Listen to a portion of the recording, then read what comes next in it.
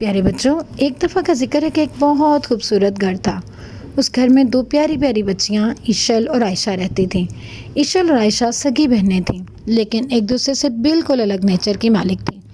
عشل بہت سنجیدہ مزاج جبکہ عائشہ تھوڑی سی لاپرواہ تھی۔ عشل ہر کام بہت سیریسلی اور ذمہ داری سے کرتی، جبکہ عائشہ ہر کام کو آسانی سے لے لیتی اور اس کو لاپرواہی سے کرتی تھی۔ دونوں کا اکثر اس بات پہ جھگڑا ہوتا کہ تم کسی بھی کام کو سیریس کیوں نہیں لیتی ہو، جبکہ عائشہ کہتی کہ ہاں تمہاری تو عادت ہے، تم تو بس ہمیشہ میرے کام میں نقص نکالتی اور ڈانٹتی رہتی ہو۔ عشل اپنا روم ہمیشہ صاف ستھرا رکھتی، جبکہ عائشہ کا روم انٹائیڈی، کپڑے ادھر سے ادھر بکھرے ہوئے ہوتے۔ وہ زیادہ تر ٹائم کھیلنے میں اسپینڈ کرتی تھی، حالانکہ پڑھائی میں دونوں بہت اچھی تھیں۔ ایک دن وہ دونوں کچن میں اپنی ماما کی ہیلپ کر رہی تھیں۔ عشل برتن سلیقے سے رکھتی، جبکہ عائشہ لاپرواہی سے ادھر ادھر رکھ رہی تھی کہ اچانک اس سے برتن گرے اور گر کے ٹوٹ گئے۔ تو عشل نے اس کو ڈانٹنا شروع کر دیا کہ یہ برتن تمہیں بھی لگ سکتے تھے، کوئی نقصان بھی ہو سکتا تھا، اسی لیے تم سے کہتی ہوں کہ ہر کام دھیان سے اور لاپرواہی سے مت کیا کرو۔ لیکن عائشہ اس بات پہ غصہ کر گئی اور وہ اس سے ناراض ہو گئی۔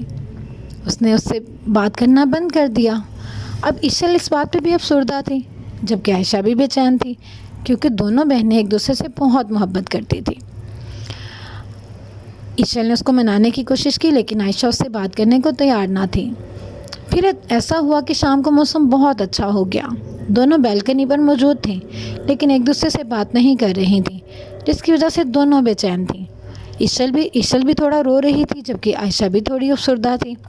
ماما سمجھ رہی تھی کہ یہ خود ایک دوسرے سے بات کرنا شروع کر دیں گی، کیونکہ ان کو پتہ تھا یہ ایک دوسرے سے بات کیے بغیر نہیں رہ سکتی۔ اچانک تیز ہوا چلنے لگی اور لائٹ چلی گئی۔ ایک تھوڑا سا خوفناک سا موسم ہو گیا۔ اب عشل اور عائشہ دونوں اس موسم کو انجوائے تو کرتی تھیں، لیکن لائٹ جانے کی وجہ سے تھوڑی پریشان ہو گئی۔ عائشہ نے لائٹ جلانے کی کوشش کی تو کینڈل تھوڑی سی ہوا کے ساتھ ہل گئی، جس کی وجہ سے کینڈل گرنے سے ایک شعلہ سا بھڑک گیا اور آگ لگنے لگی۔ اب عائشہ بہت زیادہ ڈر گئی۔ عشل نے فوراً اس کو پکڑا اور آگ کو بجھانے کی کوشش کی۔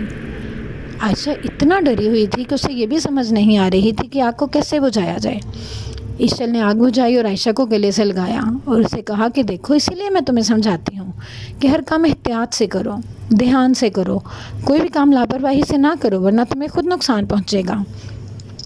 اب عائشہ سمجھ چکی تھی کہ عشل تو ہر کام اس کی بھلائی کے لیے کہتی تھی۔ دونوں ایک دوسرے سے بہت خوش ہوئیں اور گلے ملیں۔ اب دونوں کی دوبارہ سے بہت اچھی والی دوستی ہو گئی تھی۔ تو پیارے بچوں، دیکھا، ہماری بہنیں، ہمارے بھائی جو بھی ہمیں کہتے ہیں وہ ہمیشہ ہمارے بھلے کے لیے کہتے ہیں۔ ہمیں انہیں اگنور نہیں کرنا چاہیے، نہ ہی ان سے ناراض ہونا چاہیے، کیونکہ بہن بھائی ہمیشہ ایک دوسرے کا خیال رکھتے اور ایک دوسرے کے بھلے کی بات کرتے ہیں۔ جس طرح سے عشل نے عائشہ کی بھلائی کی بات کی، اسی طرح سے ہر بہن دوسری بہن کا اور ہر بھائی اپنے بہن بھائی کا خیال رکھتا ہے۔ اس لیے ہمیں ان سے ناراض نہیں ہونا چاہیے، بلکہ ان کی بات کو مان لینا چاہیے۔